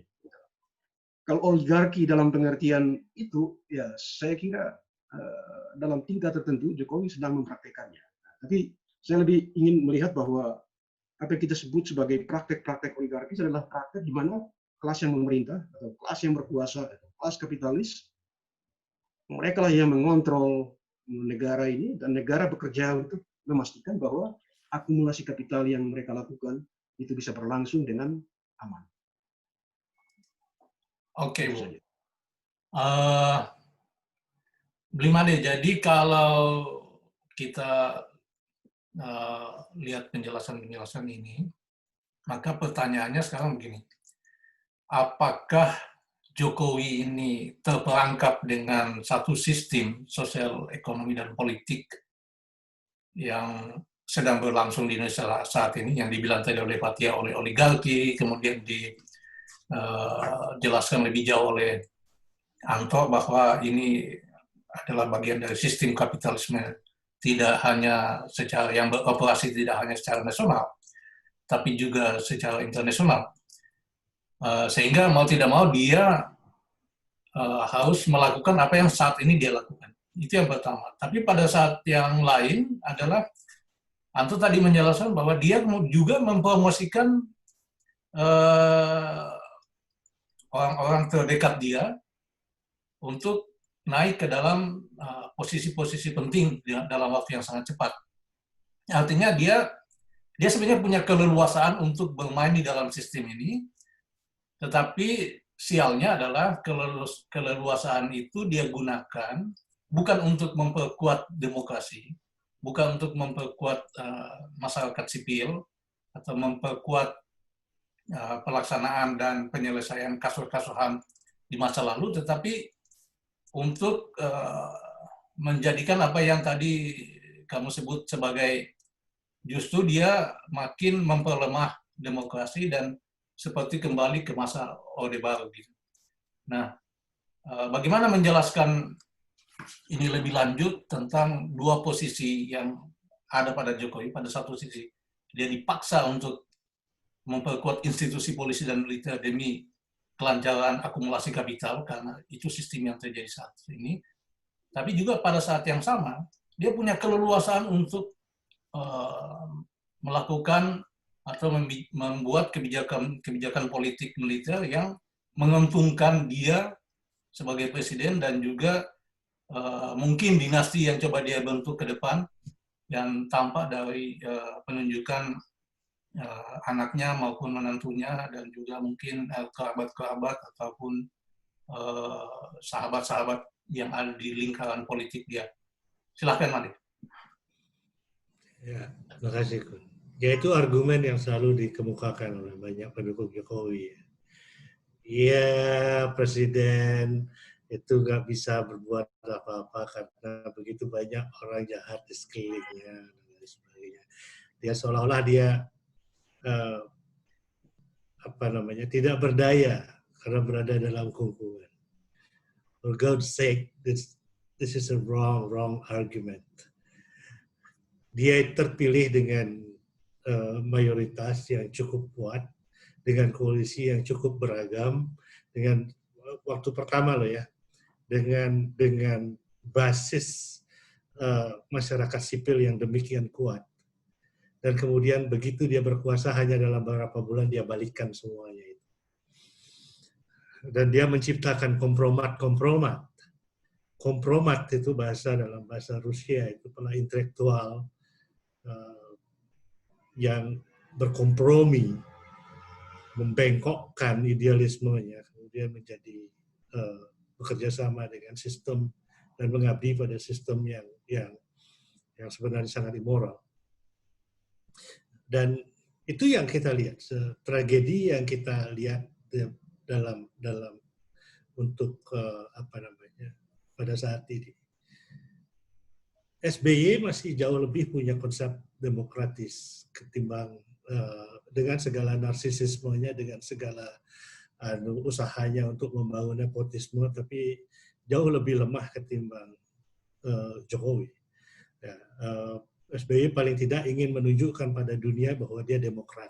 Dia demokratis, dia demokrat, sehingga dia bisa berdiri sejajar dan tegak dengan negara-negara maju yang demokratis. Sementara yang ini sama sekali enggak. Wong Deso, sorry to say, latar belakangnya secara intelektual dan enggak ada ke sana. Dia enggak baca buku, dia enggak ini. It's just a pure politician yang pada sangat-sangat transaksional. Dia punya pilihan dan dia tidak mengambil pilihan itu. Dia memilih untuk bekerja dengan para oligarki dan memperkuat ini. Dan satu-satunya referensi yang dia punya untuk berkuasa adalah pengalaman hidupnya sebagian besar yang dilalui pada zaman Orde Baru. Gak punya referensi apapun juga karena dia tidak membaca apapun juga. Tidak pernah melihat atau belajar sistem di luar sistem Orde Baru yang dia pelajari. Dan hanya dengan pengetahuan itu dia menavigasi sistem politik. Jadi saya menolak semua anggapan bahwa dia terjebak ke dalam sistem dari enggak. He spun the system. Dia yang merajut sistem ini kembali. Ya, Orde Baru yang sudah begitu lemah dia rajut kembali sehingga menjadi begitu, sekarang menjadi bangkit kembali dan menjadi semakin kuat, dan memang semakin kuat. Nah, sementara apakah dia punya kekuatan seperti Soeharto sendiri karena keadaan sudah berubah. Nah, ini yang mungkin ada satu hal yang mungkin bisa kita perhatikan. Saya memperhatikan dua hal dalam hal ini. Yang pertama adalah demokrasi nggak bisa dibalik, irreversible. Kita punya sistem pemilihan umum yang demokratis, yang tidak semua orang, seburuk-buruk apapun demokrasi ini hasilnya, Tapi tetap kita punya pemilihan tiap kali 5 tahun, dan orang yang maju ke dalam pemilihan itu harus melalui proses seleksi. Bahwa seleksi yang kemudian menghasilkan orang seperti Prabowo dan lain sebagainya, itu juga belum tentu bahwa Prabowo akan menang. Kalau nanti umpamanya Prabowo lawan Anies, siapa yang akan menang? Saya tidak berani mengatakan secara mutlak bahwa Prabowo akan menang. Mungkin Anies akan menang. Mungkin orang-orang akan mengatakan ini pilihan yang jelek. At least rakyat memilih. Itu. Yang kedua adalah desentralisasi yang tidak bisa dibalik. Kalau kita lihat dari desentralisasi, satu hal yang saya kira menggembirakan, yang membuat saya optimis dengan Indonesia adalah dimanapun juga, kalau dia bekas tentara atau bekas polisi run sebagai bupati atau sebagai gubernur, tidak pernah mereka berhasil. Mereka tidak punya kecakapan untuk mengelola pemerintahan sipil. Dan itu yang membuat saya optimis bahwa tidak akan pernah ada lagi pemerintahan militer di Indonesia. Karena apa? Karena orang-orang, para bupati-bupati ini yang memang punya masyarakat bawah. Jangan disangka tidak. Mereka itu benar-benar berakar di bawah. Mereka tidak akan pernah mau lagi diperintah oleh kolonel atau diperintah oleh seorang kombes. Enggak. Jadi menurut saya ini yang akan menjadi tiang dari demokrasi kita, seberapapun buruknya. Mungkin demokrasi kita akan seperti demokrasi Latin Amerika atau seperti demokrasi Filipina dengan para bos dan orang kuat, tetapi it's still demokrasi. Mungkin akan menjadi tidak liberal, mungkin dengan segala macam variasinya. Mungkin Jawa Barat menjadi demokrasi yang Islamistik, tapi Jawa Tengah mungkin menjadi demokrasi yang sangat-sangat tradisional. Ya. Dan kemudian somewhere else kita mencari demokrasi yang agak bisa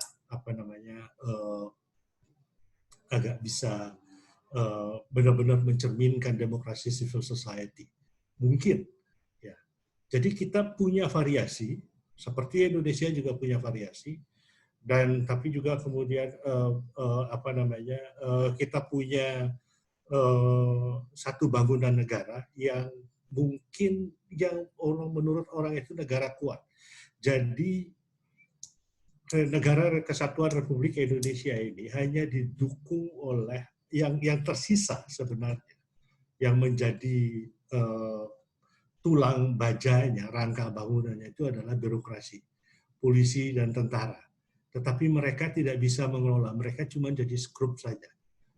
Jadi siapapun ini yang menurut saya Oke, kita punya oligarki di tingkat nasional, kita punya oligarki di tingkat pusat, terus kemudian kita tidak bisa merubah dan lain sebagainya, tapi kita masih punya demokrasi, dan saya percaya bahwa rakyat tidak akan menyerahkan begitu saja satu-satunya hak yang mereka miliki. Dan kalau sekarang masih ada optimisme di tengah melemahnya gerakan sipil ini. Dan juga bagaimana sebenarnya hampir setiap gerakan sipil ini selalu punya kaitan dengan elit, ya, selalu berada dalam bagian dari pertentangan elit. Tetapi ada sesuatu elemen-elemen yang lebih murni yang muncul di luar itu. Ya, kemungkinan ini juga akan berhasil membuat sesuatu di Indonesia. Saya nggak tahu. Orang bisa berkuasa dengan misinformasi, orang bisa berkuasa dengan buzzer, orang bisa. Tetapi ini sebenarnya juga punya batas yang sangat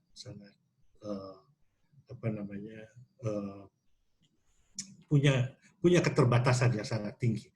Jadi yang lebih penting sekarang, apapun disinformasinya yang dilakukan, kalau orang lapar, orang akan tetap memberontak. Nah, ini kondisi seperti ini yang kita harapkan tidak terjadi, tapi kemungkinan akan terjadi.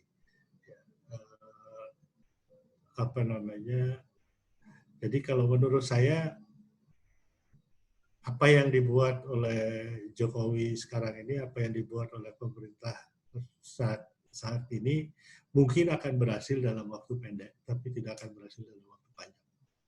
Gitu. Baik. Sekarang kita akan memasuki termin ketiga dan termin terakhir. Mungkin kita akan bicara tentang apa yang bisa dilakukan oleh gerakan pro-demokrasi di Indonesia saat ini. Jadi, maksud saya begini, saya selalu melihat persoalan itu dalam kacamata relationship gitu, relasional, bahwa menguatnya peran militer, menguatnya oligarki, menguatnya Jokowi dengan aktivitas-aktivitas politiknya yang kita anggap tidak mendukung bagi penguatan demokrasi, itu juga disebabkan atau berrelasi dengan lemahnya gerakan masyarakat sipil, lemahnya kekuatan pro-demokrasi. Seandainya kekuatan pro-demokrasi itu memiliki kemampuan untuk bersuara lebih kencang dan didengar oleh pemerintahan ini, maka kemungkinan besar kebijakan-kebijakan dia yang dilakukan selama ini bisa tidak terjadi gitu. Nah, sayangnya seperti yang dibilang Made tadi kan, gerakan masyarakat sipil di Indonesia atau gerakan pro-demokrasi di Indonesia ini sangat-sangat lemah, justru bila dibandingkan dengan masa-masa pada zaman Orde Baru dulu. Nah, saya ingin dengar dari Pak Tia, apa yang bisa dilakukan oleh kita, gerakan pro-demokrasi, gerakan masyarakat sipil, untuk membangun kekuatan yang kalau kita ngomong itu didengar dan bukan cuma seperti yang tadi Anda sebut sebagai itu hanya formalitas, diajak bicara, dikasih masukan tapi nggak diimplementasikan masukannya dalam bentuk kebijakan, tapi betul-betul didengar, karena kalau tidak ini akan mengganggu paling tidak posisi atau kebijakan yang nanti akan diterapkan. Silakan Pak Tia. Ya. Kalau dari kami sendiri berkaca memang dari bagaimana efektivitas ruang untuk para gerakan masyarakat sipil khususnya di bidang HAM, bahwa kita tidak bisa berdiri sendiri dan hanya mengandalkan kekuatan kita sendiri untuk menyuarakan terkait soal diskursus hak asasi manusia gitu. Jadi saya melihat bahwa memang polanya pemerintah ini akan mendengarkan apa yang dikeluhkan oleh masyarakat apabila masyarakat yang sifatnya organik ataupun yang memang secara secara gerakan itu mereka tidak berasal atau tidak entitled dengan satu organisasi tertentu gitu. Berkaca di reformasi di korupsi tahun lalu dan di beberapa momen-momen sebelumnya juga, saya melihat bahwa kalau misalkan masyarakat bergerak atas nama mereka sendiri, misalkan mahasiswa ataupun anak muda, terus begitu juga masyarakat secara umum, itu sangat efektif untuk dilakukan. Dan makanya sepertinya memang penting sekali sekarang itu gerakan masyarakat sipil, organisasi-organisasi masyarakat sipil mulai mensinkronkan kembali gitu wacana-wacananya, dan juga nilai-nilai yang memang dijunjung tinggi oleh organisasi masyarakat sipil itu ke masyarakat pada umumnya gitu, dan mulai terjun lagi ke gerakan-gerakan yang sifatnya lebih akar rumput begitu. Karena jika hanya organisasi masyarakat sipil saja yang bergerak, maka tidak akan jadi multidisipliner gitu. Jadi cuman hanya satu fokus saja dan kita bicara dengan orang yang itu-itu saja begitu. Tapi memang harus lebih banyak lagi merangkul orang-orang yang sifatnya awam gitu ya dalam tanda kutip, ataupun memang dia memiliki concern tertentu tapi tidak tahu harus bergeraknya dengan cara apa. Jadi saya rasa memang gerakan masyarakat sipil hari ini tuh harusnya berada di belakang layar saja, tapi yang maju ke depan itu adalah organisasi gerakan-gerakan ataupun kelompok-kelompok masyarakat yang memang punya concern isu yang sama, tapi memang berasal dari komunitas-komunitas kecil begitu. Karena di reformasi di korupsi tahun lalu itu, mengapa sampai RKUHP bisa ditunda? Karena memang sangat besar gitu ya, kalau misalkan dari sekian lama, dari 98, nggak ada yang beneran masif sama sekali, dan baru kemarin gitu.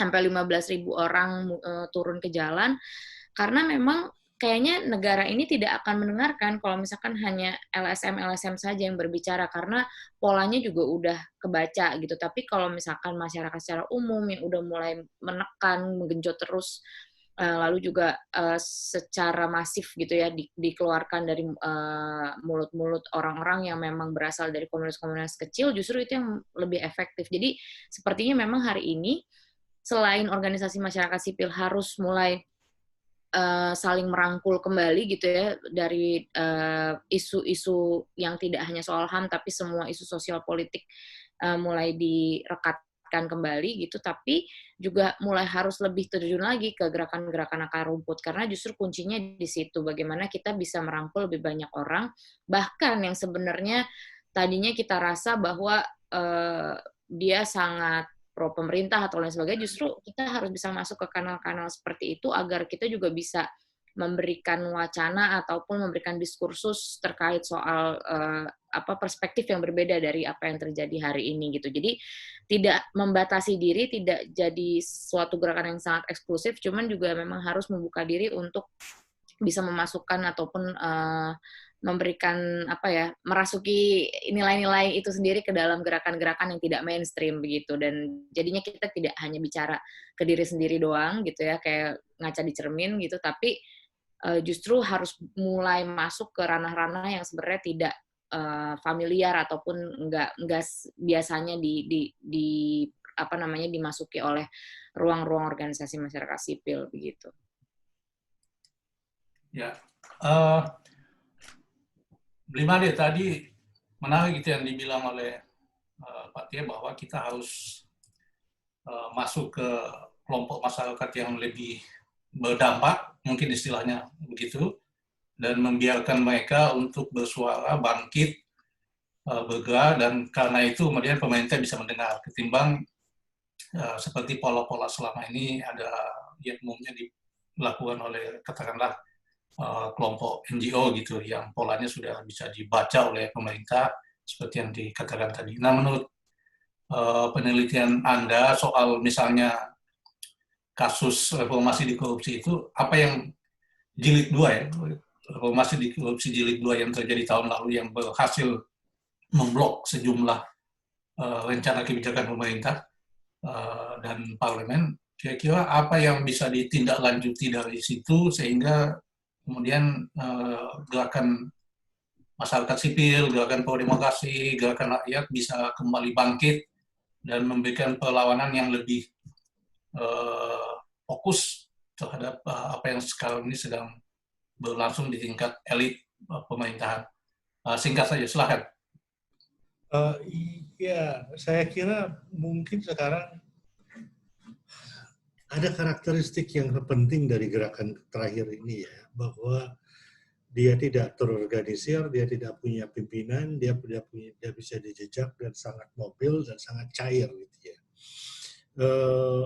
Dan isu yang diusungnya pun sebenarnya isu yang sangat legitimate. Saya sendiri belum tahu seberapa jauh ini akan berhasil gitu, dan sejauh ini memang yang terjadi adalah pemerintah itu atau penguasa ini mencari sangat banyak aliansi dengan masyarakat sipil untuk mendapatkan approval atau stamp of approval. Jadi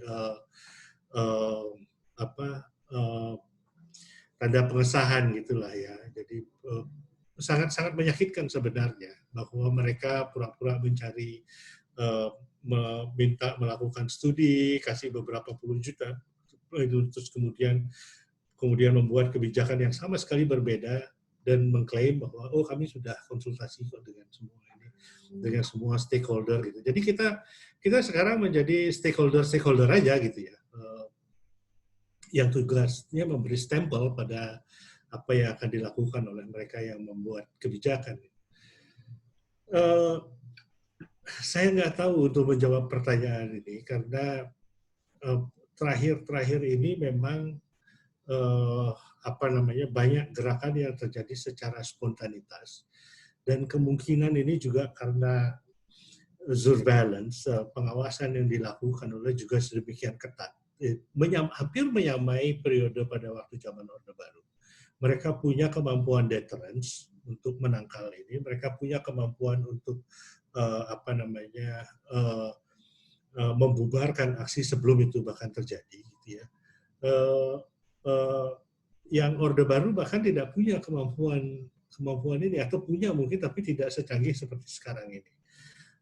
Ini membuat karakter gerakan juga sangat berbeda gitu, dan juga mungkin juga sekarang gerakan orang-orang itu lebih pada tidak lagi transaksional dan mengandalkan intelektual yang sangat gampang untuk dimanipulasi dan untuk dibeli, seperti misalnya mahasiswa dan lain sebagainya, tapi lebih ke sektoral seperti buruh dan kemudian anak-anak STM, gerakan kaum miskin dan lain sebagainya. Ya, kita masih harus menunggu seberapa jauh ini akan menjadi besar gitu ya.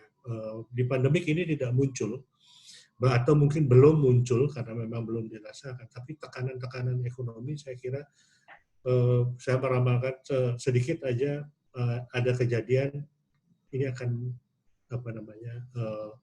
meledak, dan saya nggak tahu seberapa besar kemampuan penguasa untuk membendung ini. Ya itu sih kalau menurut saya. Oke, Bung Anto, ini menarik apa yang dikatakan Made tadi, bahwa karakteristik gerakan sekarang itu adalah tidak terorganisir, spontanitas, dan tidak punya kepemimpinan yang jelas, tidak punya program, tidak punya organisasi yang rapi, gitu kan. Ini bisa satu sisi kita lihat sebagai satu kelemahan, tapi pada sisi yang lain, sebagian orang berpendapat bahwa justru ini punya kekuatan tertentu. Karena dengan demikian sebenarnya mudah dimobilisasi atau mudah memobilisasi untuk satu isu-isu tertentu gitu. Masalahnya kan kalau mengikuti penjelasan Anda kan bahwa kita berhadapan dengan sistem kapitalisme yang justru sangat sistematis, sangat terstruktur, sangat rapi, dengan aparatus negara yang begitu kuat, ya. Jadi artinya kalau ini kita terima pernyataannya Made tadi, maka kita akan melihat satu masa depan yang kira-kira dalam waktu dekat ini tidak terlalu cerah buat gerakan rakyat, gerakan masyarakat sipil untuk membendung atau paling tidak mengantisipasi atau menolak kebijakan-kebijakan pemerintahan saat ini yang semakin mengurangi kualitas demokrasi yang ada. Nah, mungkin singkat saja Bung bisa menjelaskan kalau bisa dalam perspektif lebih lokal tentang bagaimana sebenarnya kita bisa membangun satu kekuatan rakyat saat ini yang bisa lebih mampu untuk melakukan perlawanan, tidak hanya berbasis pada isu-isu tertentu, tetapi memiliki satu program politik jangka panjang, karena kita berhadapan dengan sistem yang sangat tidak lemah saat ini. Silakan, Bung. Oke. Ya, kalau saya, karena problemnya kita berhadapan dengan sistem kapitalistik yang merusak, ya, dan ya yang semua tadi kita percakapkan, termasuk tentang negara, tentang peranan militer dan polisi, itu kan sebetulnya bagian dari kerusakan sistem ini. Ya. Mungkin agak berbeda kalau kita lihat sistem ini secara global di negara-negara kapitalis maju, tidak sebrutal yang terjadi di negara-negara pinggiran seperti kita. Tapi menurut hemat saya, semangatnya memang harus semangat anti kapitalisme. Gitu. Jadi gerakan yang berbasis pada isu besarnya, isu yang mempertemukan semua segmen masyarakat, itu kan problemnya karena kapitalisme. Gitu. Saya kira melemahnya gerakan masyarakat sipil yang tadi Made sudah sebut tentang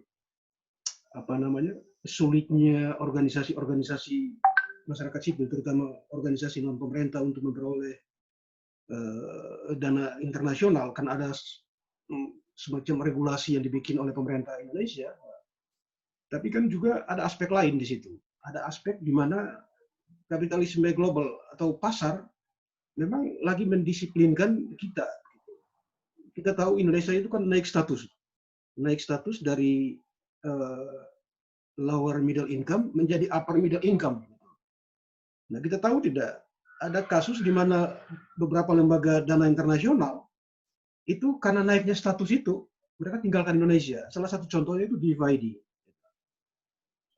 Jadi kalau gerakan hanya berbasis pada donor internasional, memang kita akan menghadapi kesulitan di tengah kondisi perubahan ekonomi yang membuat kita naik kelas seperti sekarang. Nah, suka tidak suka, saya setuju dengan apa yang dibilang oleh teman-teman di Kontras bahwa memang harus masuk ke organisasi-organisasi masyarakat yang lebih luas, organisasi buruh, organisasi petani, atau organisasi masyarakat miskin di perkotaan, atau kaum muda di perkotaan yang susah untuk mendapat pekerjaan di tengah-tengah pertumbuhan kapitalisme yang begini dahsyat.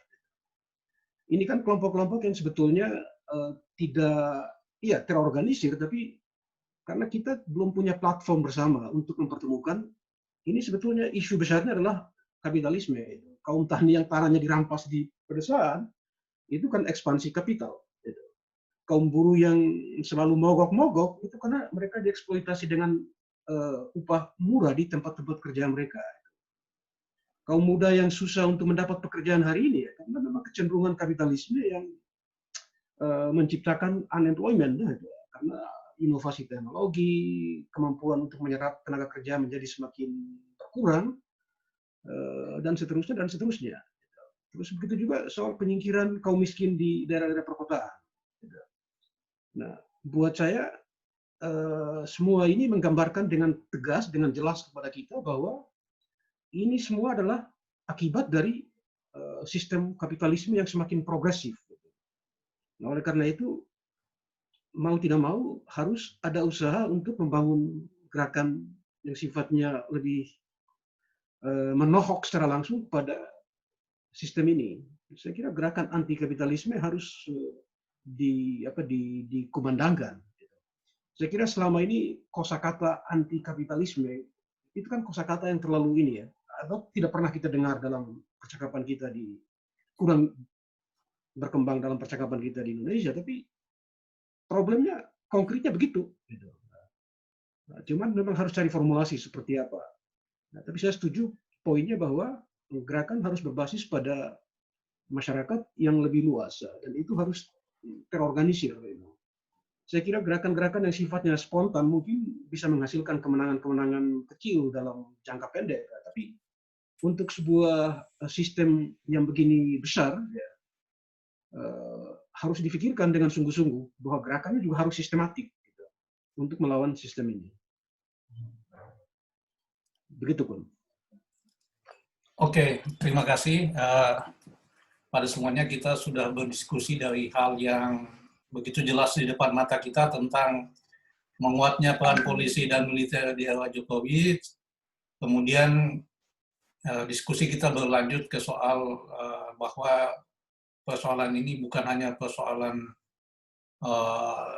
politik personal Jokowi semata, tapi ada persoalan struktural yang lebih luas, yaitu ada satu sistem yang memaksa Jokowi untuk mengakomodir kedua institusi ini, tapi juga dia sendiri sebenarnya punya banyak pilihan-pilihan yang kalau dia lakukan itu bisa memperkuat gerakan sipil, gerakan rakyat, dan bisa memblok kekuatan oligarki seperti yang kita diskusikan tadi, dan juga kemudian kita tiba pada semacam kesimpulan bahwa untuk melawan dominasi militer dan polisi dan juga sistem kapitalisme yang sedang mendominasi saat ini, kita butuh sebuah gerakan yang lebih sistematis, gerakan yang tidak hanya spontan, tapi gerakan yang berbasis pada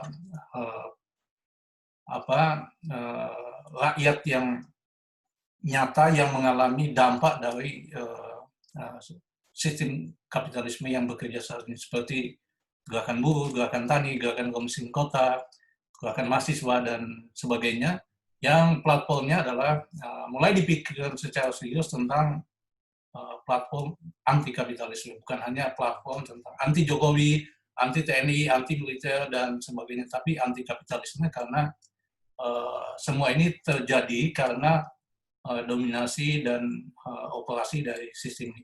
Saya mengucapkan terima kasih banyak pada Mbak Fathia, Blimade, dan Bung Anto yang sudah bersedia hadir dalam diskusi ini. Saya minta maaf karena persoalan teknis sehingga diskusi kita berubah dari rencana semula. Mudah-mudahan kita bisa bertemu lagi di kesempatan berikutnya. Mbak Fathia, jangan sungkan-sungkan untuk memenuhi undangan kami. Sangat berguna sekali informasinya, update-nya, dan sekali lagi terima kasih. Selamat dan tetap menjaga kesehatan di masa pandemi ini. Bye.